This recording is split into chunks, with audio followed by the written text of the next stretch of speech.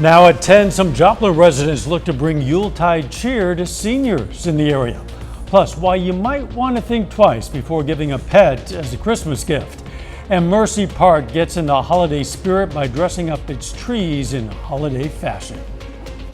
The 4 states' most watched news starts now. Authorities arrest a man in Delaware County, Oklahoma, accused of shooting his wife in the neck. This is KOAM News at 10. I'm Dow Quick. The Delaware County Sheriff's Office says Robert Randall called dispatch around 3:30 this morning saying he had shot his wife. His wife, Kendra Randall, is in the hospital in critical condition now. Last report, Randall is in custody on charges of domestic assault and battery with a weapon. A rural Baxter Springs, Kansas man gets a more than 11-year prison sentence for distributing methamphetamine. 60-year-old Timothy Leon Sargent had pleaded guilty in that case. Authorities found what they call a significant amount of meth when they searched Sargent's vehicle after a May 2022 traffic stop. Let's check in with Chief Meteorologist Doug Heddy for a first look at the weather. Well, it turned out to be a nice Tuesday for us today. Temperatures, they warmed into lower 50s during the afternoon, which is pretty good. It's pretty close to our normal high for this time of the year, but we are actually going to warm up a little bit as we go into Wednesday, which is going to be nice. Clear skies right now, so not a whole bunch is going on. We're going to stick with the clear skies for us tonight, but there is a wave out across parts of New Mexico into parts of Texas, and you can see the clouds increasing. And eventually that's going to head toward us as we go through the daytime hours tomorrow, and that's going to increase our clouds. But at least tonight we're going to stay clear. Kind of chilly. We drop back to about 35, but back to 47 by 10 in the morning. But we do have rain chances, widespread rain right back in the forecast Thursday night into Friday. I'm going to have all those details for you here in just a bit. Okay, Doug, we'll see you soon. Joplin residents are encouraged to bring joy to older adults in the community who might be spending this Christmas season without companionship. KOAM's Fernanda Silva has that story. People that don't know how gratifying it is to feel like you've helped somebody else. You know, I was raised on a farm, and we all in our whole community helped each other. It's just neighbors helping neighbors. And these people aren't neighbors, but they are my neighbors. They live here. Richard Swindow is one of many donors who will be sent to a senior this season. It's easy to give to your family or friends. What you need to do is reach out to other people that also have the needs. Be a Senate to a Senior program offers gifts to homebound seniors. They hope to collect more than 200 gifts for local older adults. Some items in the wish list are as simple as the ones on this ornament that I am taking with me. Lotion, chapstick, dish soap, a scarf, and gloves. They're things that we take for granted because we can just run out and grab it if we run out of toothpaste, toilet paper. Not everybody can do that, especially people who are homebound. So that's a way that we can make sure they have some basic necessities that they don't have to worry about. One less thing to worry about for them. But besides getting something they need, seniors can also benefit from initiatives like this in another way. A lot of times when we show up with that gift, that might be the only individual they see during the holiday season. And so for them, it just brings a lot of joy, and for us as well. It brings so much joy to be able to bless them in that way. For some, a very needed joy. In Joplin, Fernanda Silva, KOAM News. To be a Santa to a senior, shoppers can visit the Joplin Area Agency on Aging until December 8th. Giving pets for Christmas could be an issue post-holiday season. Some area shelters say that can cause more problems for them and the pet. When a pet goes to a household that cannot handle the responsibility for it, well, shelters are usually the ones to receive the surrendered pet after the holiday season. We believe that you need to choose your own pet and decide if that's a responsibility you're ready to take on. Shelters recommend paying the adoption fee rather than giving the actual pet. The CPKC holiday train today made some stops in the area. The train arrived in Pittsburgh shortly after 11 a.m. to spread some holiday cheer. There was even a concert to go with that. Canadian Pacific and Kansas City Southern merged in 2022, combining their Christmas traditions into one train this year. It's really important to us to bring awareness and raise funds for food insecurity. So we've been doing this across Canada and the United States, though this is our first time here in Kansas. We're very excited to be here. We bring concerts, we bring communities together, we bring this train full of lights so that people can experience the holiday spirit. From Pittsburgh, the holiday train stopped at the Joplin Union Depot and then offered a lighted evening stop in Heavener, Oklahoma. Joplin's Mercy Park is all aglow tonight with more Christmas spirit than even a Grinch could steal. The lights went on for the tree trail this evening. It's all the culmination of a lot of work by several organizations. KOAM's Anthony Saviello looks at the effort that went into creating this little winter wonderland. I really like it just because I am big on Christmas, so just seeing all the trees and seeing people get together to be able to come and put their name out there and be able to view them as often as they want until Christmas. Mercy Park in Joplin got a makeover the past few days as organizations and groups from around the area bring on the holiday spirit with fun and whimsical ideas. Our tree is the Cookie Monster theme because the hospital's color is blue. Though some go the more traditional route. Similar decorations from last year. Our colors are blue and white, so we really want to highlight our school colors. We've added, these were added and some of these just to give a little bit more, but we have the blue lights on the other side that kind of rain down, and it's really cool because you can see them from the road. Those decorations, shiny enough to see the cameraman's reflection. They make this tree unique. And when walking down this trail, it's one unique tree after the other. Last year I was here for the countdown and the official lighting, and it was just such a really cool, doing the whole counting down. We did a live video last year, so it was really neat to be able to show that. So whether the tree is green, blue, or pink, all of them have one thing in common: highlighting the Christmas spirit and community. Reporting in Joplin, Anthony Saviello, KOAM News. You can check out the display and vote on your favorite tree at Mercy Park through December 20th. Coming up, a Joplin organization invites the public for discussion on the issues surrounding the homeless. Plus, a Joplin resident reflects on the difference the Toy Box program has made in her life. A little the models. Toyota, let's go places. The state of Kansas has decided to put a pause on that new license plate design. You might recall Kansas Governor Laura Kelly. She said today the pause will enable the public to weigh in on the design. Kansans will now have the opportunity to vote for their favorite design among several that follow guidelines and comply with the needs of law enforcement. In an online KOAM news poll, less than 10% of respondents said that they actually liked the proposed design.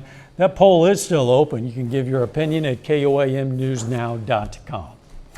Watered Gardens Ministries in Joplin today hosted an open conversation about issues of homelessness in our community. The main discussion concerned questions and misinformation out there concerning homelessness and what Watered Gardens and others are doing. The event also served as a way to introduce the work of Watered Gardens to members of the community. Co-founder and executive director of Watered Gardens Ministries says it was an opportunity to look for solutions. Southeast Kansas Community Action Program, or CCAP, will begin accepting applications for a tenant-based rental assistance program. That program, TBRA, assists qualifying individuals and families with rental subsidies, as well as security and utility deposits. To qualify for assistance, applicants must be certified as homeless or about to become homeless by a social service agency or helping organization. CCAP will begin accepting application submissions for the TBRA program starting Monday, December 11th. The program is available for just a limited time.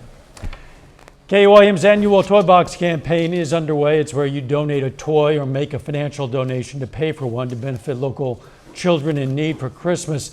That program directly impacts hundreds of families across our area. A Joplin resident was impacted twice by the Salvation Army's Angel Tree program that partners with Toy Box. I use the phrase all the time that it really takes a village to raise a child, and Joplin is my village. The need is so great this year. The utility assistance and the rental assistance that we've been getting phone calls for. If you can't afford your utilities, you're probably not affording Christmas gifts for your kids. And I know as a mother, I don't know how I could do without giving my child something for Christmas. The Salvation Army helps to distribute toys collected through the Toy Box program. That organization also operates the Angel Tree program, which helps to gather wish lists. Equity Bank is one of the many sponsors of this year's Toy Box campaign. Volunteers from Equity shop for some of the gifts that are going to be handed out. We sent photojournalist Ty Parks along for the shopping spree. You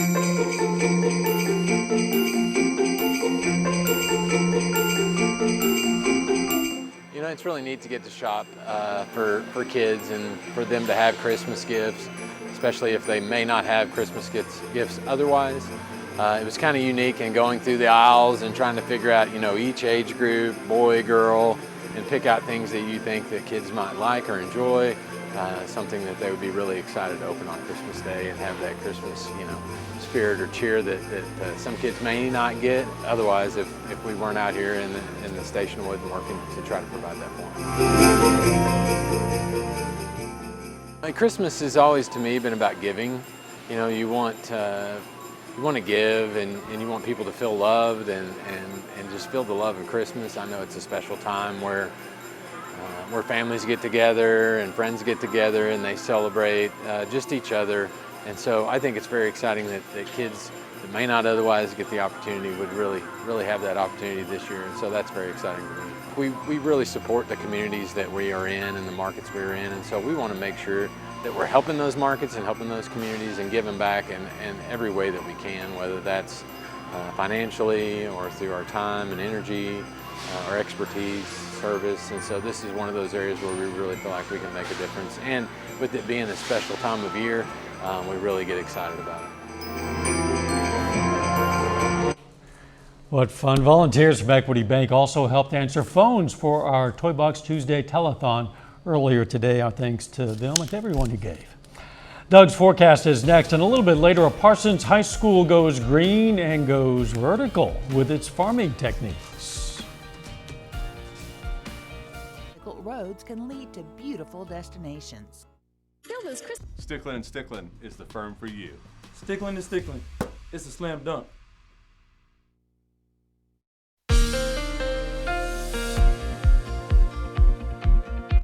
Well, it definitely turned out to be a nice Tuesday for us today. We had sunshine across the region. Temperature is pretty good. We went into lower 50s during the afternoon and clear skies all day long. That's what we still have out there right now. Nice shot. This is downtown. This is our Cornell Arts and Entertainment Complex Tower Cam, downtown Joplin, looking off toward the north and to the east.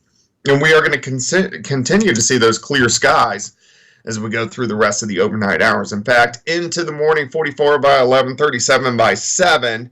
We'll drop back to about 35, 47 by 10 o'clock in the morning. And a little bit warmer for us tomorrow, but also a little windier as well. Those winds will start to pick up mid to late afternoon into the evening. We'll have gusts 25 upwards to 30 miles per hour at times. But look at this, they increase even more. Tomorrow night into Thursday morning, we're going to have gusts which are going to be like 25 to 30 upwards to 35 miles per hour at times. So it's going to be a little breezy as we go through the next couple days. Clear skies as of now, and I think we'll stick with the clear skies tonight, but we'll start to see clouds increase during the daytime hours tomorrow. You can see the entire Central Plains clear, but here's our next wave. Look at the clouds down through parts of Arizona, New Mexico, Texas, northern parts of Mexico. It doesn't have much in the way of moisture with it, but once it gets a little Gulf of Mexico moisture, that's going to give us some rain chances as we go into Thursday and Friday. All right, let's work through time. By morning, most of us setting 30 to about 32. So it's going to be a chilly start, anywhere from 30 to 35 across the region. By noon, we're up to about 50 to 52 degrees, but you can see those mid and upper level clouds increasing. Once we get into the afternoon, mostly cloudy skies, but we're going to stay dry tomorrow. High temperatures, a little bit warmer, most of us 56, 57, 58 degrees. Tomorrow night, clouds continue to thicken. You can see a few showers popping up in our far southern counties. Most of us are going to stay dry. As we go through the daytime hours on Thursday, rain really increases, especially Thursday afternoon. Showers, could even hear a rumble or two of thunder, but showers, periods of rain increase Thursday afternoon, Thursday evening, and Thursday night. It looks like very widespread rain Thursday night into Friday morning, and then finally the rain will start to taper as we go through the daytime hours on Friday. So rainfall amounts with our next storm system, decent. I think most of us will be in that half-inch to 1-inch range, which of course we need.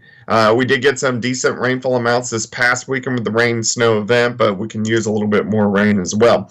Day planner for you Wednesday, chilly start 37 at 7, 55 by noon, high temp right around 57 degrees, which is actually pretty good, a little bit, actually about 2 notches above where we should be for this time of the year. Cooler on Thursday, rain increasing 53, only 49 on Friday, so it's going to be a chilly Friday, but we clear out just in time for the weekend. We look pretty good. High temps rebound into the upper 50s, and really over the next week or so, temperatures looking pretty good. Doug, thanks. Leafy Greens is making good on its promise to bring hydroponic farms to 4 state high schools. A vertical farm shipping container arrived at Parsons High School this evening. Once it's set up, students can be able to study horticulture and grow their own produce to be used within the district. Well, there's definitely a big disconnect in children and what real food is. And so we hope we can sort of reintroduce real food. And yes, you can grow your own food. And it's not really that complicated. And the price is great. And it's so much healthier for you. So we're hoping that we can inspire the next generation of farmers and gardeners, but also like change eating habits and help make kids healthier. Tomorrow, students at Uniontown High School are going to welcome their new vertical farm.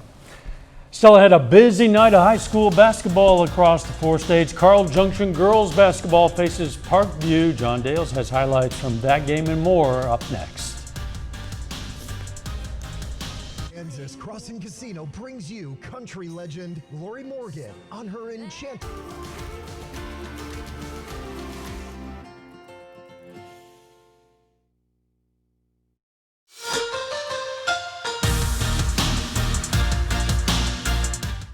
High school basketball season is picking up steam in the 4 states. Several local teams are getting their first taste of real competition tonight. At Carl Junction, day 2 of the CJ Classic tournament is taking place.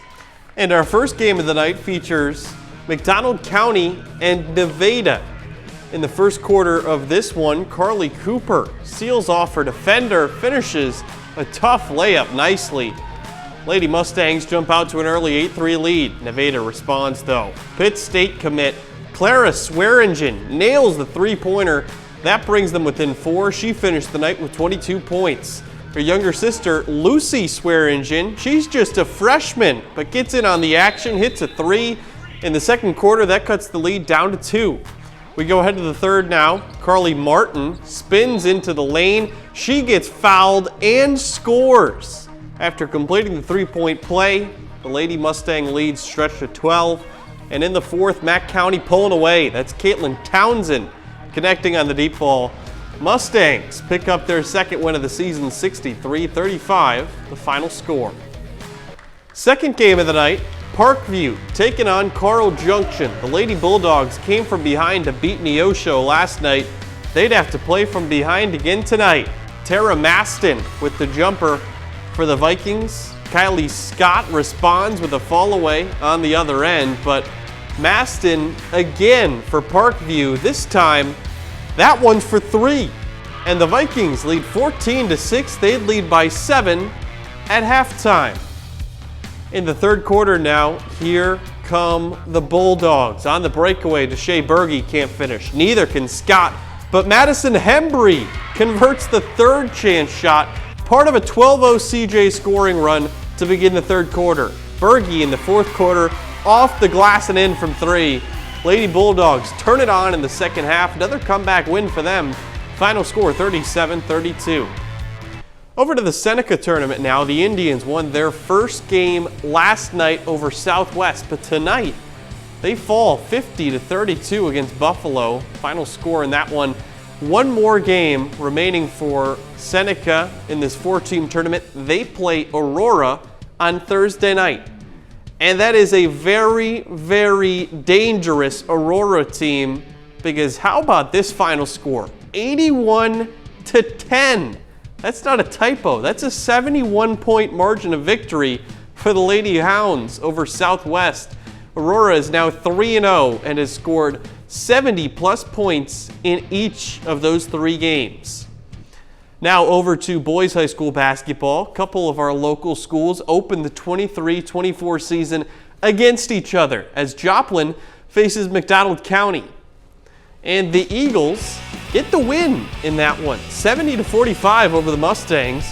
It's the first win for Joplin under its new head coach, Nick Pfeiffer. It has a fun game coming up. It's a Missouri-Kansas crossover. That's on Friday as the Eagles head to Pittsburgh to take on the Purple Dragons. That should be fun. You don't get a lot of the Kansas and Missouri high schools playing each other very often. Yeah, but it'd be nice to let them meet each other and see who can come up on top. Yeah. We'll be right back.